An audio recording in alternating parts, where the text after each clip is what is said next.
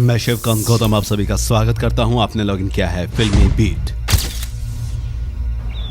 वो एक बार कोर्ट गई। कोर्ट पहुंचकर बेल के साथ बाहर आई।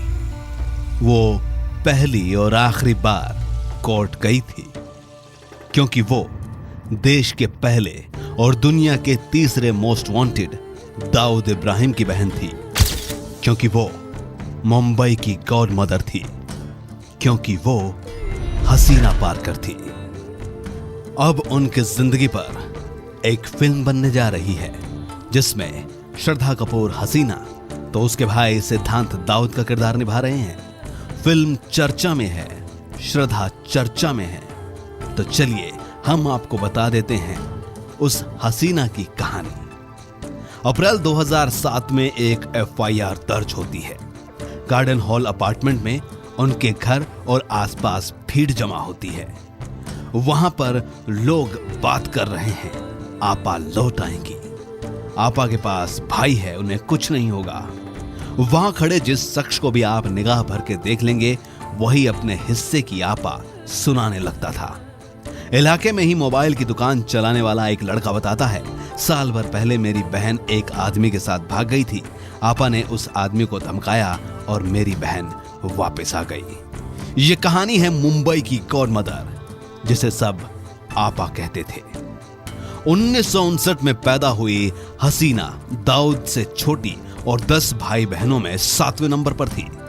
इब्राहिम कास्कर के ये सारे बच्चे महाराष्ट्र के रत्नागिरी में पैदा हुए थे। दाऊद ने अपने भाई शब्बीर इब्राहिम कास्कर के साथ डी कंपनी शुरू की थी।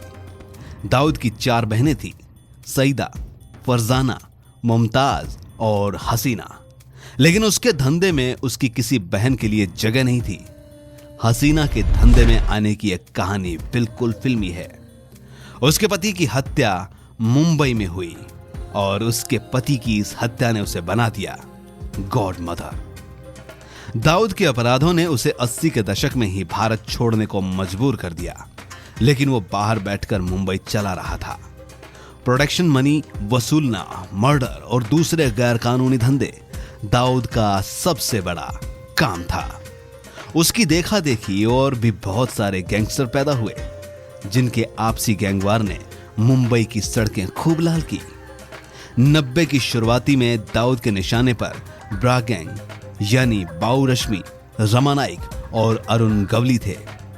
इसका मुखिया था रमा नाइक। अरुण गवली उस समय गैंग का 3रे नंबर था। रश्मि और नाइक के मरने के बाद गैंग की कमान गवली के हाथ में आ गई।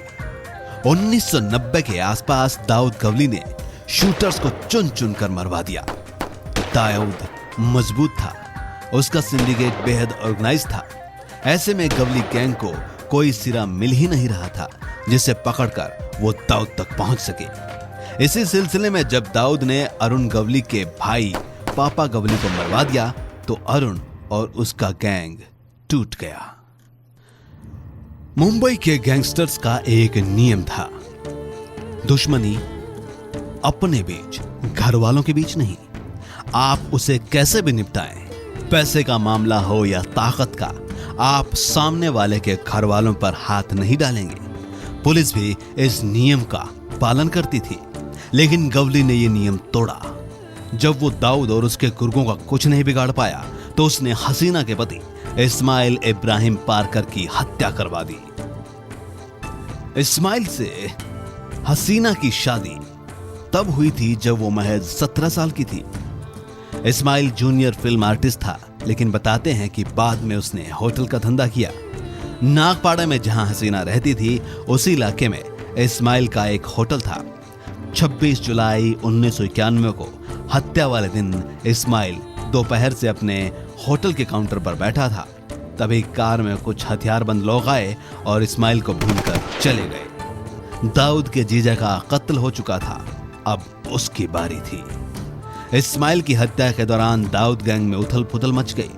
दाऊद के इर्द गिर्द बैठने वाले लोग उसे राजन के बारे में सोचने को कह रहे थे, लेकिन उसके मुताबिक राजन सिंडिकेट के अंदर एक सिंडिकेट चला रहा था और एक दिन गैंग पर कब्जा कर सकता था। दाऊद इन बातों पर ध्यान नहीं दे रहा था, तो राजन के खिलाफ बोलने वाले सुनील सावंत उर्फ सोत्या और छोटा शकील ने दाऊद से कहा कि अगर राजन वफादार है तो उसने इतने दिनों बाद भी इस्माइल का बदला क्यों नहीं लिया। जब दाऊद ने राजन से पूछा तो राजन ने कहा कि इस्माइल के हत्यारे जेजे हॉस्पिटल में टाइप सिक्योरिटी के बीच में एडमिट हैं, उनके बाहर आते ही उन्हें मार दिया जाएगा। सोत्या और शकील ने मौका लपक लिया। उन्होंने दाऊद से कहा कि वे इस्माइल का बदला लेना चाहेंगे। दाऊद ने इजाजत दे दी और उन दोनों के पास दाऊद की नजरों में ऊपर उठने का ये एक अच्छा मौका था। इस काम के लिए उन्होंने यूपी के गैंगस्टर ब्रजेश सिंह और उसके दो करीबी शूटर बच्ची पांडे और सुभाष सिंह ठाकुर को अपने पास हायर किया। सबको ऑटोमेटिक हथियार दिए गए। यह पहली बार था जब किसी शूटआउट में AK-47 का इस्तेमाल हुआ था। 12 सितंबर 1992 को शूटआउट के कुछ घंटे पहले ही रेकी की गई। फिर हॉस्पिटल में घुसकर शैलेश हलकदर को मार दिया गया, जिस पर इस्माइल की हत्या का शक था। रेकी करने वाले ये नहीं जान पाए कि एक और शख्स बिपिन शेरे दूसरे वार्ड में शिफ्ट किया जा चुका था, वरना वो उसे भी मारने वाले थे।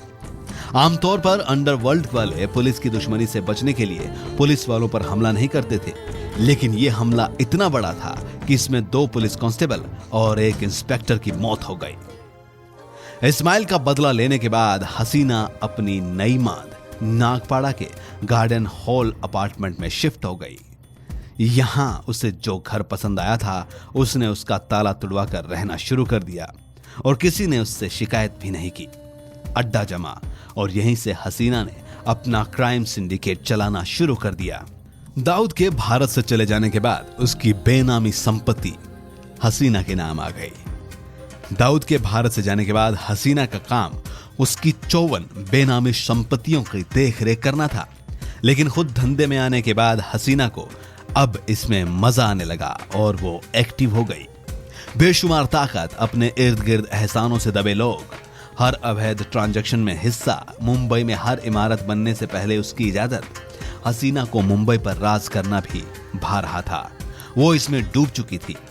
बताते हैं कि दाऊद को यह बिल्कुल पसंद नहीं था। उसने कई बार हसीना को मना भी किया, लेकिन हसीना को यह सब करने की जरूरत ही नहीं थी। बहनों को कोई दिक्कत ना हो, इसके लिए दाऊद अपनी 4 बहनों को महीनों करोड़ों रुपए भेजता था, लेकिन हसीना को ताकत की लत लग चुकी थी और इसका इलाज अब नहीं था।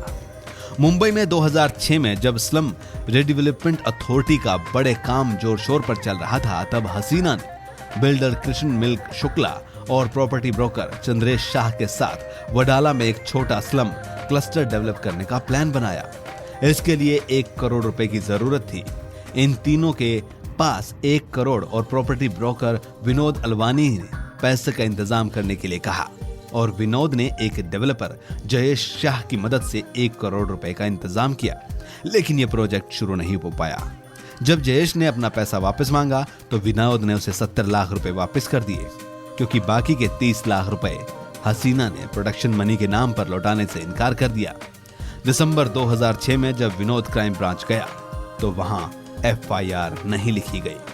फिर दोनों एंटी करप्शन ब्यूरो गए और आरोप लगाया गया कि क्राइम ब्रांच के अफसर अनिल महाबोले राजेंद्र निकम ने शिकायत लिखने से मना कर दिया है और उसके एवज में 10 लाख रुपए मांगे हैं। 21 अप्रैल 2007 को यह केस एंटी एक्सटॉर्शन सेल के हवाले कर दिया गया और हसीना पर हुई पहली FIR। ढेर सारी लीपापोती के बाद जब क्राइम ब्रांच के अफसरों ने जांच शुरू हुई तो ज्वाइंट कमिश्नर मीरा बोरनवाकर की तरफ से सफाई आई कि उनके आदमी मामले की जांच कर रहे थे ताकि पुख्ता जानकारी के बाद शिकायत दर्ज की जा सके। हालांकि 4 महीने की जांच में क्या मिला, इसका कोई जवाब उनके पास नहीं था। 21 अप्रैल को FIR के बाद हसीना फरार हो गई तो सेशन कोर्ट ने भी पुलिस को फटकार लगाते हुए हसीना को किसी भी हाल में 16 मई तक गिरफ्तार करने के आदेश दिए। हसीना का नेटवर्क इतना तगड़ा था कि उसे पुलिस एक्शन का पता चलने लगा और वो फरार हो गई। क्राइम ब्रांच के अफसरों ने जब हसीना के ठिकानों के बारे में पूछा तो वो हड़बड़ाते हुए कहते थे कि गवाह छोड़िए, कोई इन्फॉर्मर उसके बारे में खबर नहीं देना चाहता। पुलिस इंटरसेप्शन से डर से वो खुद दाऊद से संपर्क नहीं रखती थी, लेकिन बताते हैं कि उसके पास मैसेंजर का एक नेटवर्क था जो दोनों के टच में आपस में बनाए रखता था। 2007 में क्रिमिनल रिकॉर्ड की वजह से हसीना को दोबारा पासपोर्ट जारी नहीं किया गया, लेकिन आशंका जताई जाती है कि इससे पहले वो देश से बाहर दाऊद से कई बार मिली। इंडिया टुडे की 2007 में एक रिपोर्ट आई थी। इसके मुताबिक हसीना इलाके में होने वाले हर अवैध धंधे के इन्वॉल्वमेंट होती थी। मुंबई में जितने भी संदेहास्पद ट्रांजैक्शन होते थे, हसीना का उसमें हिस्सा होता था। इन पैसों के बदले वो लोगों को कानूनी पचड़ों से प्रोटेक्शन देती थी। एक वक्त था जब मुंबई में सरकारी इमारत भी हसीना की इजाजत से बनती थी, उसमें भी हसीना का हिस्सा होता था। लोग अपने विवाद लेकर हसीना के पास आते थे और वो उन्हें सुलटा देती थी। इसके बदले वो मोटी रकम वसूल करती थी। झुग्गियों में रहने वाले लोगों से उनकी जगह अपने प्लॉट डेवलप करने की परमिशन लेने के लिए मुंबई के ढेर सारे बिल्डर हसीना के पास आते थे। SRA प्लॉट्स में अंडरवर्ल्ड का इतना दखल हो गया था कि कोर्ट को 247 SRA मामले में जांच का आदेश देना पड़ा था। हालांकि 2007 में इनमें से सिर्फ 11 मामलों की जांच शुरू हुई थी। बॉलीवुड फिल्मों में ओवरसीज राइट्स हासिल करना हमेशा से अंडरवर्ल्ड की फैंटेसी रही है। हसीना इन्हीं राइट्स के लिए मोल भाव करती थी, खासकर उन फिल्मों के लिए जो रूस और खाड़ी देशों में रिलीज होती थी। कथित तौर पर हसीना हवाला रैकेट में शामिल थी, जिसमें भारत से मिडिल ईस्ट पैसे भेजे जाते थे और वहां से मंगाए जाते थे। मुंबई में केबल ऑपरेटर्स का झगड़ा बहुत फेमस है। अंडरवर्ल्ड के बाद दूसरे नंबर पर इसी का नाम आता है, जिनमें न जाने कितने मर्डर हो चुके हैं। अपने इलाके में केबल ऑपरेटर अपनी गॉड मदर से मदद मांगने जाते थे। हसीना की इनकम का सबसे बड़ा हिस्सा अवैध वसूली ही था। प्रॉपर्टी और ठेकेदारी से जुड़े विवाद वो पैसे लेकर निपटाती थी। हसीना के परिवार में उसका पति, 2 बेटे 2 बेटियां थी। 2005 में उसने अपनी बड़ी बेटी की एक बिजनेसमैन से शादी कर दी थी। इसके बड़े बेटे दानिश की अप्रैल 2006 में एक सड़क हादसे में मौत हो गई थी। दानिश धंधे में हसीना का हाथ बटाता था। हसीना का काम ऑर्डर देना और सलीम का काम उसे एग्जीक्यूट करना था। उसके अलावा एक और आदमी था, सलीम पटेल, जो हसीना का दायां हाथ था। हसीना के साथ आने से पहले सलीम इस्माइल का ड्राइवर था। हसीना के छोटे बेटे का नाम अली शाह है। 6 जुलाई 2014 को रमजान के महीने में हसीना पारकर को हार्ट अटैक आया और उसकी मौत हो गई। हसीना ने उस दिन रोजा रखा था। सीने में दर्द होने के बाद उसे हबीब हॉस्पिटल ले जाया गया, जहां उसकी मौत हो गई। इससे पहले वो कई महीनों तक माइग्रेन से जूझती रही। माइग्रेन की वजह से वो अधिकतर वक्त बिस्तर पर रहती थी। लोगों से मिलना जुलना बेहद कम हो गया था। ऐसे में वो खुद सामने मौजूद होने के बाद दाऊद फैमिली के नाम पर धंधा चलाती रही। एक अनुमान के मुताबिक 2014 में हसीना के पास 5000 करोड़ से ज्यादा की संपत्ति थी। ये थी हसीना पारकर उर्फ आपा।